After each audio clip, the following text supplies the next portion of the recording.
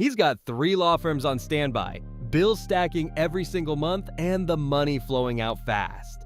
Nobody really knows how much cash is coming in, but insiders say the burn rate is serious. And now the man who once bragged about being inside the car during one of hip-hop's darkest nights is suddenly switching the story. For years, people saw Dwayne "Keefe D. Davis" as the loud voice who already told the world exactly how Tupac Shakur was shot back in 1996. Then everything changed when a Nevada grand jury stepped in and turned those stories into a real indictment. Just like that, the script flipped. Now a fresh legal move is heating up, spreading fast through the court system and the streets. Keefe D is trying to drag Diddy into court, claiming his past confessions were exaggerated stories he told because he believed he had protection. Back in 2019, he dropped his memoir, Compton Street Legend, laying out details that sounded way too specific to be random. He talked about the white Cadillac, the Glock, who sat where in the car, even a rumored $1 million bounty floating around the situation. That level of detail made people think the story had to be real.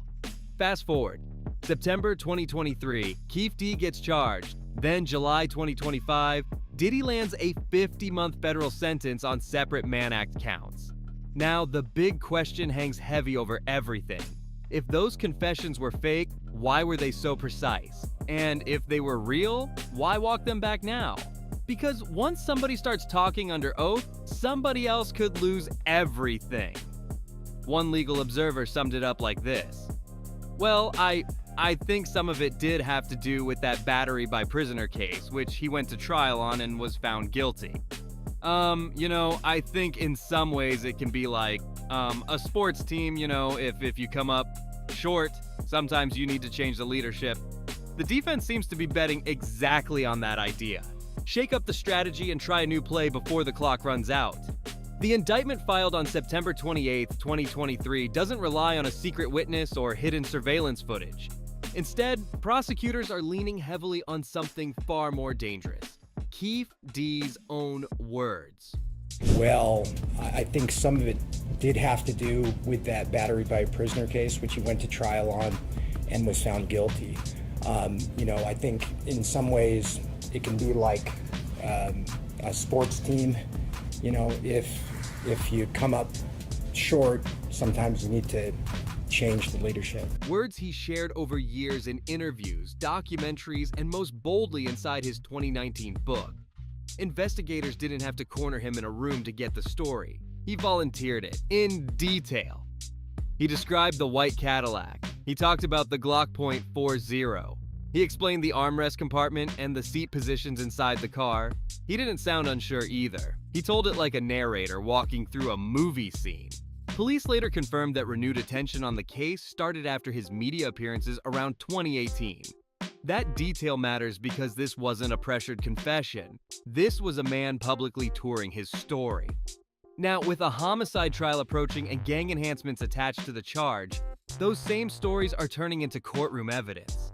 People close to the case say the shift happening right now isn't subtle. It's survival. The basic public version of the story has always sounded simple. Revenge after a fight at the MGM Grand on September 7th, 1996. Pac would have boxed him. Pac would have loved to beat his ass in the ring, raise some money, and give it to the hood. Surveillance cameras caught Tupac Shakur rushing Orlando Anderson just hours before the shooting on the Las Vegas Strip. The moment was embarrassing for Anderson, tensions were high, and later that night, a white Cadillac pulled beside the black BMW carrying Shakur and Suge Knight. Gunfire exploded into the night. 6 days later, Tupac was gone, and the shockwave hit music, culture, and the entire industry. For decades, that casino fight was treated like the clear spark behind everything. Detectives repeated it. Commentators repeated it. Even Keefe D's early versions leaned into it. A street dispute handled the same night. But then the story starts getting messy. Because Keefe D didn't just talk about revenge. He started adding business to the mix. In interviews and in his book, he described conversations about money, turning a street fight into something that sounded transactional. D named Diddy 77 times in court documents related to Tupac. At one point, he even claimed a conversation with Diddy connected to fears about Suge Knight. And he described talk about a $1 million bounty tied to the situation. He said meetings happened at Greenblatt's Deli in Los Angeles, framing the discussion like a deal rather than a random act. Then he added another strange twist. According to him, the money never actually showed up after the shooting. That detail raises even more questions. If the bounty story is real, where is the payment? If it's fake, why keep repeating the same number over and over? Industry insiders say the figure is oddly specific. Too neat to be random, but also too round to sound like a precise contract amount. 2 months? 4 years, 2 months, 2 months in prison. Wow. He served a year. He gets some time. He gets 15% credit, so he'd be at 14-ish. 2.5 years. 2 months. So, and then he gets another 15% in the remaining. Yeah.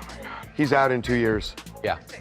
Should have stuck with the original guess. I know. Yeah. And now the defense strategy is pushing toward one high-risk move, bringing Diddy into a Nevada courtroom to deny the bounty story under oath. That isn't a casual witness request. It's a gamble. If Diddy denies everything publicly, Keefe D can argue the story was exaggerated storytelling. But if even a tiny piece gets confirmed, the entire case suddenly expands far beyond one shooter. Court records show Keefe D mentioned Diddy 77 times in filings connected to Tupac. Another twist sits inside the immunity issue. Back in 2008, Keefe D joined a proffer session with Los Angeles law enforcement during an unrelated investigation. He reportedly believed his cooperation protected him from prosecution connected to the 1996 shooting. Detectives later admitted those statements helped reopen the cold case. But here's the legal catch. Immunity from a proffer doesn't stretch into memoirs, documentaries, or TV interviews. It doesn't cover publishing deals. It doesn't protect someone who voluntarily repeats the story on camera years later. Legal analysts say that difference could become a key turning point in court, and the timeline only gets stranger. If he believed he was protected, why keep adding more details in 2018 and 2019? Why move from simply being present to describing the weapon, the seating positions, and the aftermath? People around the case say he started sounding comfortable, even proud of the story. Now that confidence looks like a massive legal problem. Out of New York City, we are hearing Diddy's attorneys speaking to the media after he was sentenced earlier today. This is live. Yeah, we are planning to appeal. I want to hear them, bro. We are planning to appeal. We think we have strong bases. Then there's another cold reality surrounding the case. The people who aren't around anymore. Orlando Anderson is gone. Eric Von Zip Martin, who Keefe D once described as connected to the weapon in conversations, is gone. Yafiu Fula, a witness riding in the trailing vehicle that night, is gone too. Over the years, figures tied to the story disappeared one by one, leaving Keefe D as the only living suspect authorities can charge. That isolation cuts both ways. Prosecutors say it simplifies the case. One suspect, one indictment. But some voices in the music world whisper something else. When no co-defendants are alive to contradict the story, one man's words start carrying enormous power. And right now, Keefe D seems ready to shift some of that weight onto Diddy. To many observers, it doesn't look like loyalty. It looks like blame getting redistributed. Meanwhile, Diddy's camp has stayed quiet on the Tupac angle while he serves time at FCI Fort Dix after his July 2025 sentencing on 2 Mann Act counts. One commentator broke down the math like this. 2 months, 4. 4 years. 2 months? 2 months in prison? Wow. He served a year. He gets some time. He gets 15% credit, so he'd be at 14-ish, 2.5 years, 2 months. So, and then he gets another 15% of the remaining. Oh my god, he's out in 2 years. Yeah, I should have stuck with the original guess. Because here's the twist nobody expected. The legal fight that started with one man's old street story might end with 2 of the biggest names in hip-hop pulled into the same courtroom spotlight. A few years ago, the situation around Diddy looked completely different. Now he's already sitting in federal custody when his name suddenly pops back up in this decades-old case. In October 2025, he received a 50-month prison sentence after being cleared of racketeering but convicted on 2 transportation-related charges. His appeal is scheduled for April 9th, 2026. At one point, his fortune was estimated close to $1 billion. But recent reports say that number has dropped somewhere between $400 and $600 million. On top of that, more than 100 civil lawsuits are circling around him. With that kind of pressure already building, being subpoenaed in a 1996 homicide trial isn't some minor headline. It's another serious flashpoint. Industry insiders say his lawyers see any formal connection between Diddy and Tupac Shakur's death as reputational dynamite. Even if no criminal charges ever appear, the damage to his legacy could explode overnight. That raises a sharp question. So these are fluorescent lights. Yeah. And you're sleeping in that light. What was the first night there?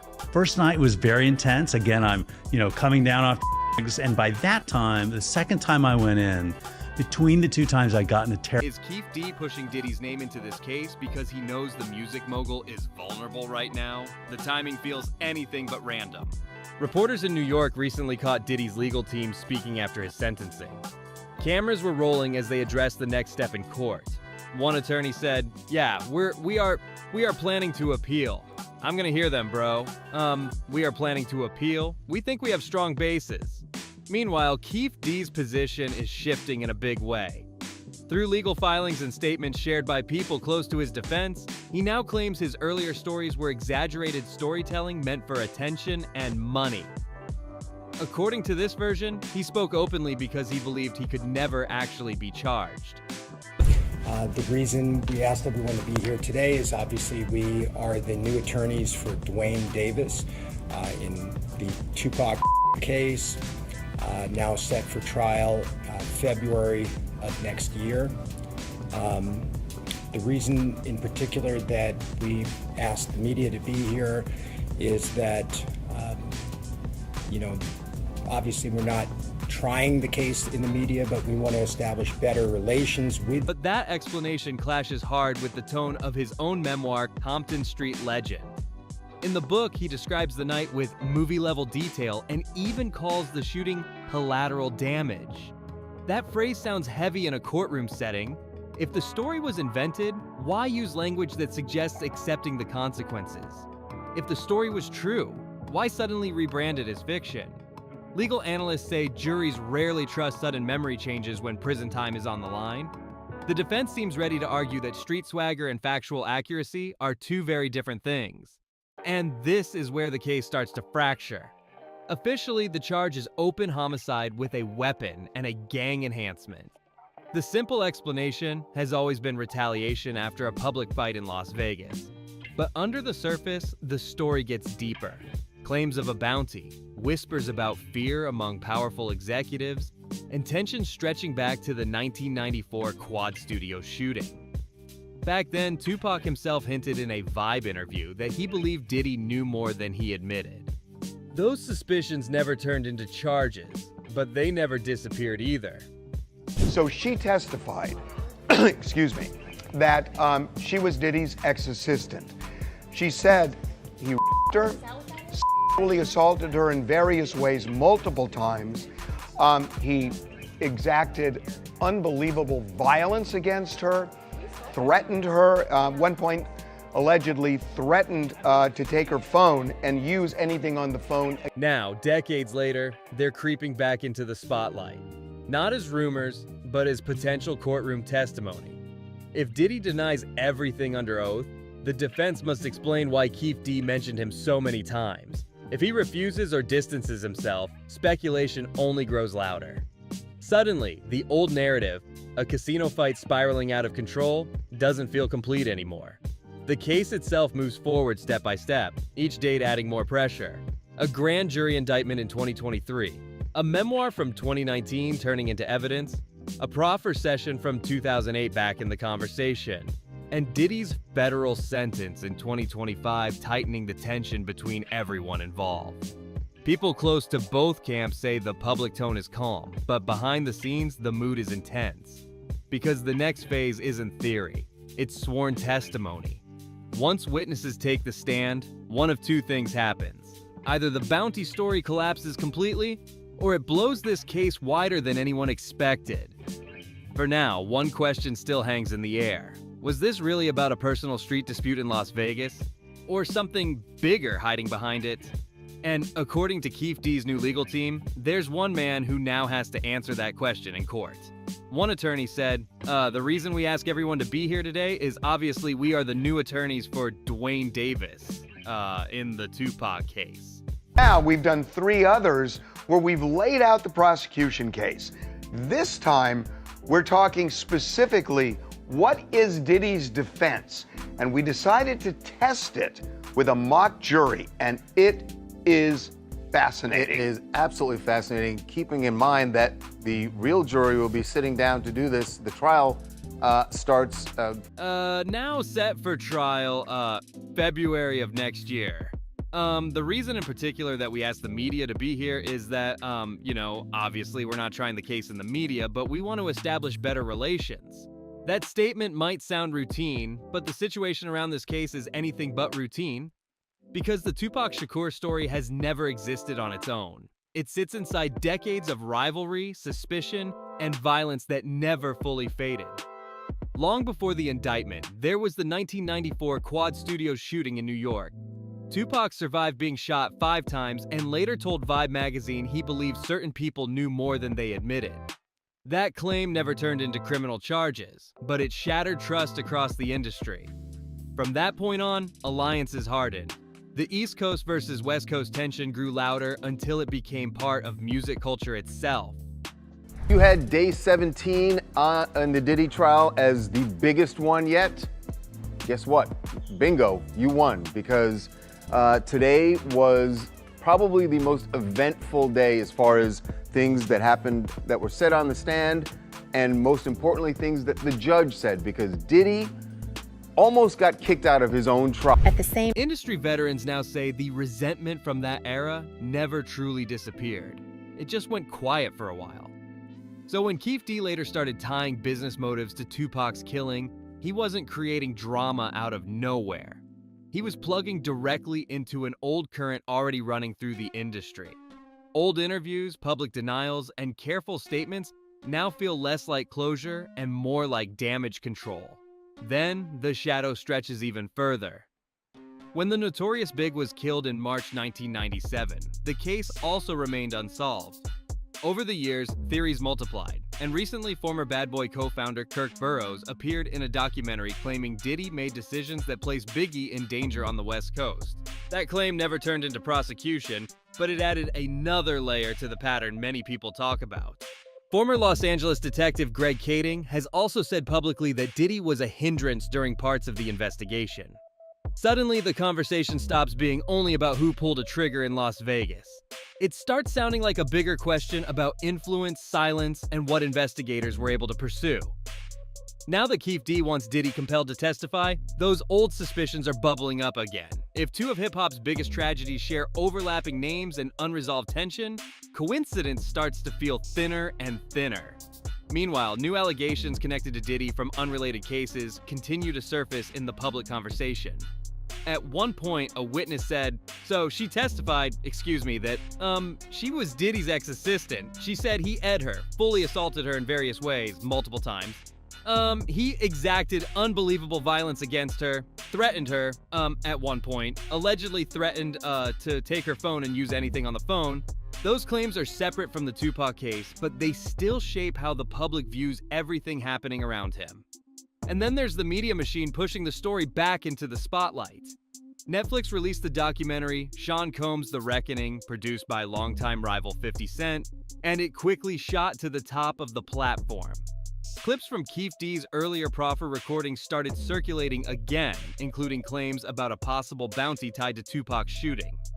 In that same series, Kirk Burrows shows journals he says document unusual car rentals and internal tensions inside Bad Boy during the mid-1990s.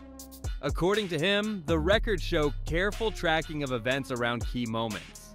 Diddy's legal team responded by sending cease and desist letters over some pre-trial footage used in the documentary, arguing that certain materials were never authorized. But instead of shutting the story down, the reaction only pushed it further into the spotlight. Industry insiders say when legal letters start flying, audiences immediately assume something serious is hiding behind the scenes. Even if none of it becomes courtroom evidence, the perception still spreads. And in that atmosphere, Keefe D's push to bring Diddy into sworn testimony suddenly looks strategic rather than random.